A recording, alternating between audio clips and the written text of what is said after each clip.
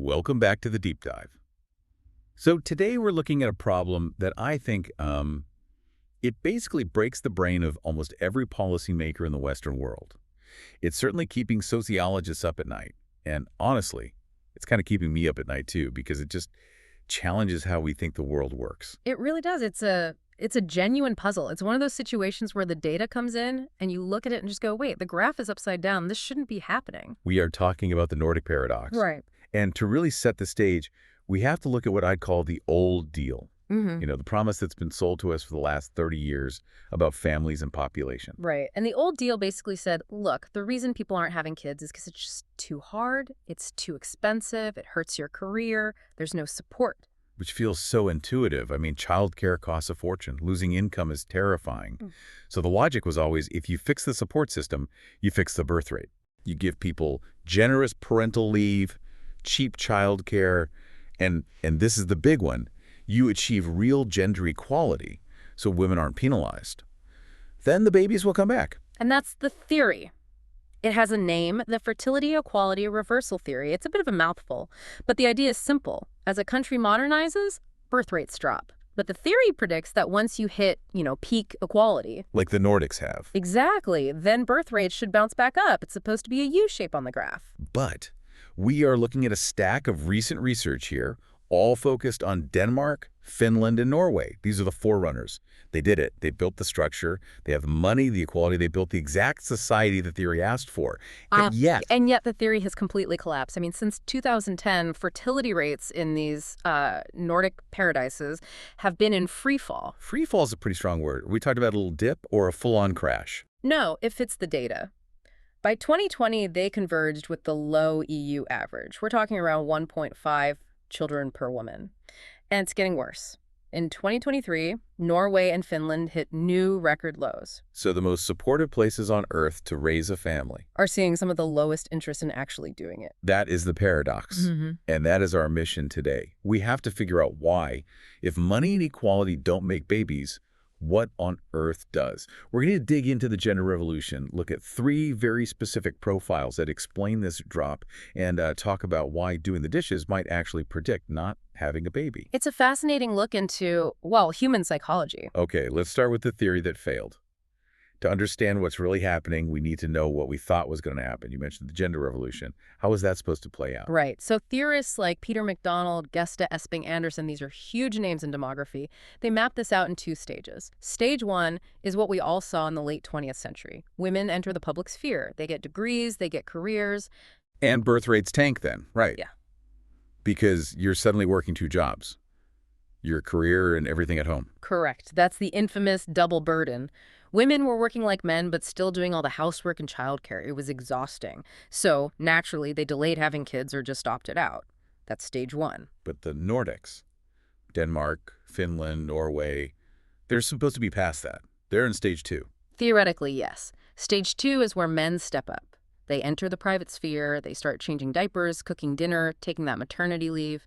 The theory predicted that once you hit stage 2, the opportunity cost for women just plummets. Because it's easier to have a career and a family when you have a partner who's actually, a partner. Yes, and boom, fertility reverses. The U-shape goes back up. That's the logic. Okay, but there's a flaw in that thinking. A massive one. It's a huge assumption that underpins almost all government policy on this.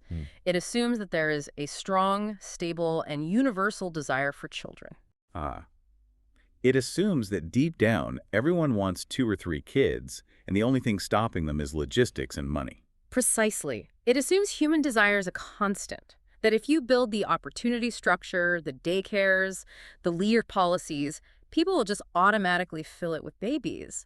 But the data from the Nordic countries is screaming something very different. It's telling us you can build a perfect stadium, but nobody buys a ticket. Or maybe they're buying tickets to a different show entirely. And this is where we get to the second demographic transition, or SDT. Okay, hold on. Second demographic transition. Let's break that down without the jargon. What does that actually mean for a normal person? The easiest way to think about it is like Maslow's hierarchy of needs. The first demographic transition was all about survival. You had a lot of kids because some might not make it, or you needed them to work on the farm. Okay, basic survival. But the second transition happens when a society becomes incredibly wealthy, safe, and equal. We aren't worried about survival anymore. So our values change. our values shift. We move from survival values to what you might call self-actualization values. We start to prize autonomy, individualism, personal fulfillment, all of that above tradition. So the desire for children isn't a constant anymore. It becomes a variable, and it has to compete with everything else on the menu. Okay, that's the big picture. But the research we have is really interesting because it doesn't just look at the whole country. It actually breaks the population down into three distinct profiles based on their views on gender. And this is where the story gets really human. This is absolutely the key to solving the paradox. Not everyone in Norway or Denmark thinks the same way. The researchers found these three groups: the egalitarians, the ambivalents, and the traditionalists. Let's start with the big one, the egalitarians. This is the vast majority. We're talking about 71% of the population in these countries. And these are the people who believe men and women are equally suited for everything: politics, running a company, changing diapers, vacuuming. You know, the modern ideal. So if you're a policymaker, this is your target audience. 71% of the country is living the gender-equal dream you built for them. But here's the kicker, right? This group has the lowest fertility intentions. It's an incredibly striking correlation. Among the childless people in this group, the ones who haven't started families yet, only about 26% say they intend to have a child in the next 3 years. Wait, only 1 in 4 for the ideal demographic? That seems stunningly low. It is, and remember, they are the vast majority, so their behavior drives the entire national average down. Their hesitation is the trend. That completely flips the script. The people most aligned with the national ideology of equality are the least likely to have kids. Why? Are they just too busy? Or is it something deeper? We'll get to the why in a moment because it's really complex. But first we need to look at the other two groups to see the contrast. Right. Okay, group 2 is the public-private ambivalent group. This one felt very real to me. I feel like I know these people. Oh, you definitely do. They make up about 19% of the population. We sometimes call this the stalled revolution group. Stalled how? Like they got halfway there and just stopped. Exactly. They are completely split. They absolutely believe in equality in the public sphere. So, yes, women should be CEOs, prime ministers, surgeons, but they hold what we call gender essentialist views in the private sphere. Meaning, go break that glass ceiling, honey. But when the baby cries at 3 a.m., that's a mom's job. You've nailed it. They believe women are just naturally, maybe biologically, better at caring for small children. It's the superwoman trope, the idea that a woman can and should have it all, the big career and the primary nurturing role at home. That sounds incredibly tiring. Just hearing you describe it makes me tired. It's exhausting, and you see that exhaustion in the data. In the short term, their fertility intentions are quite low, very similar to the egalitarians. Because they can see the collision coming. Right. They anticipate that double burden. They know that if they have a kid, that public equality they believe in stops at their front door, and they're going to be doing the heavy lifting at home while also trying to keep up at work, so they hesitate. But their long-term desires are different, right? Yes. If you ask them about their lifetime goals, they align much more with traditionalists. They really want the family life. They rate parenthood as a very high life goal. But the reality of their stalled gender views makes it hard to pull the trigger. It's a classic cognitive dissonance. Which brings us to the last group, the non-egalitarians, the traditionalists. The smallest group, by far. Only about 10% of the population in these countries. And these are the people who believe in distinct spheres. Men prioritize public roles, and women prioritize the home and kids. And I'm guessing, following the pattern here, they want the most kids. They do. They have the highest fertility intentions. About 35% of the childless people in this group want a baby soon. And why is it easier for them to decide? Because there's no role conflict. If you both agree that mom stays home or works less and dad maximizes income, you aren't fighting over whose career takes a back seat when a kid gets sick. The roles are just, they're preset. So they anticipate lower opportunity costs. Yeah. They aren't trying to solve the impossible puzzle that the ambivalents are stuck in. Exactly. For them, parenting is absolutely central to their gender identity. But, and here's the obvious math problem, if they want the most kids, why aren't they saving the national birth rate? 2 reasons. First, simple math. They're only 1 in 10 people. You can't drive a national trend with 10% of the population. And second, there's a big problem for the men in this group. It turns out that being a traditional man in a hyper-modern society is a major disadvantage. Okay, we will definitely come back to the dating market failure later. Yeah. But I want to circle back to the egalitarians, the 71%. We know they want fewer kids, but why? If money isn't the problem and childcare isn't the problem, what is going on in their heads? The research points to two main mechanisms, and the first one brings us right back to that second demographic transition theory we talked about. Parenthood as a life goal. Or, I suppose, the lack thereof. Correct. Well, We have to stop thinking of parenthood as a default setting for adults.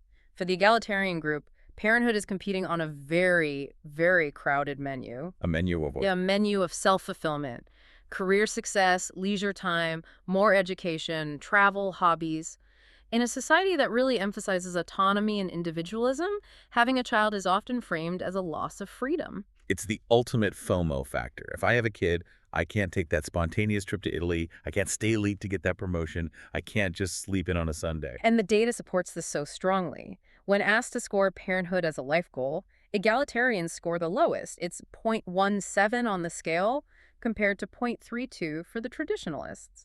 It's not that they can't have kids, it's that they have other things they want to do more. That's a monumental cultural shift. It's basically saying, my life is great as it is. Why would I want to complicate it? Precisely. And then there's the second mechanism, which I found so paradoxical. It's all about housework. The housework paradox. I'm not kidding. I read this part of the study 3 times to make sure I was getting it right. It's wild, isn't it? So for the egalitarians, a fair division of housework is non-negotiable. It's a prerequisite. If the chores aren't shared 50-50, they are not having kids. The data clearly shows, for them, higher satisfaction with chore division leads to higher fertility intentions. Which makes total sense. I'm not having a baby with you if you don't help clean up. That seems perfectly logical. But for the traditionalists, It is the complete inverse. For traditionalists, higher satisfaction with their housework division correlates with lower intentions for a first child. wait, explain that. If they're happy with how the house is run, they're less likely to have a kid. That feels so backwards. If I'm happy, shouldn't I want to expand the family? It seems counterintuitive, I know, but think about their lifestyle.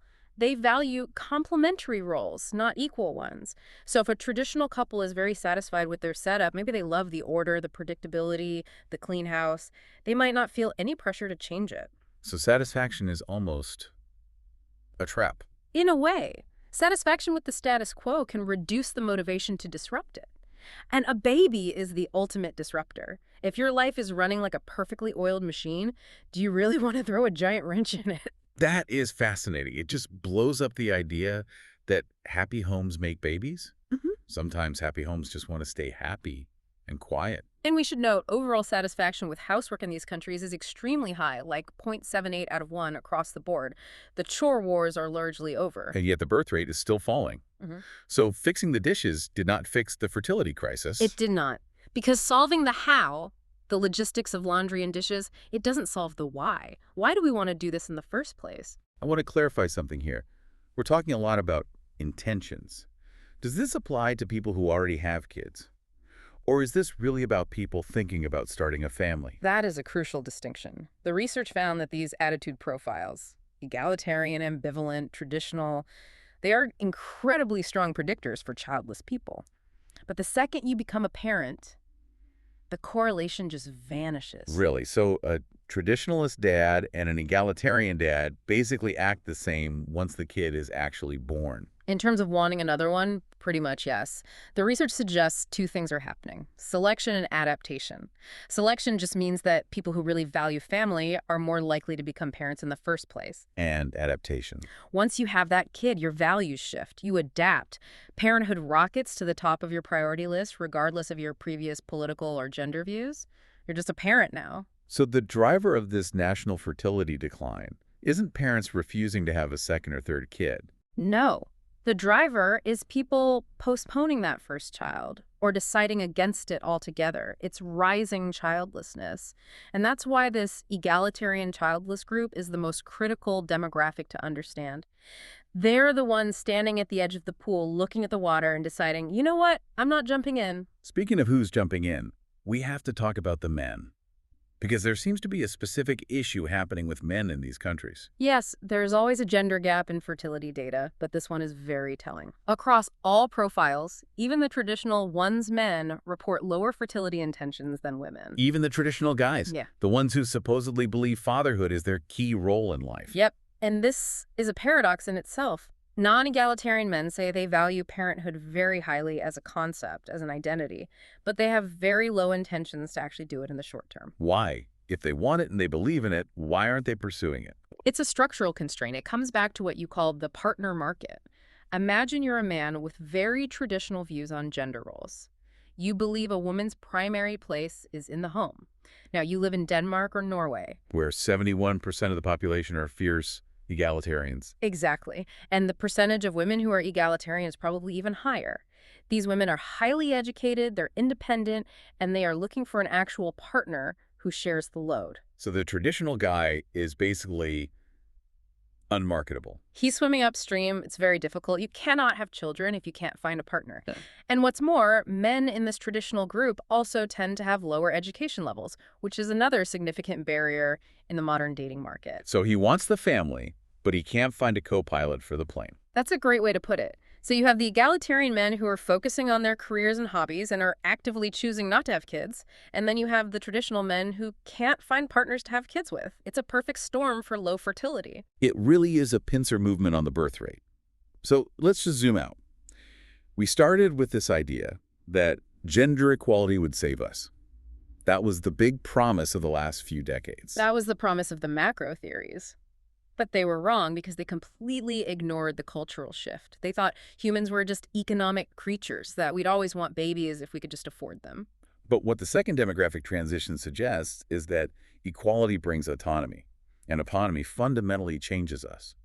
High gender equality gives people the ultimate power, the power to choose their own life path. And it turns out when you give people absolute freedom to design their lives, many of them are using that freedom to choose less family. They choose travel, they choose their career, they choose to sleep in, they choose me over we. They choose themselves, and that's the core of it. Removing the structural barriers, making childcare cheap, making leave generous, that is all necessary for equality. It is the right thing to do, morally.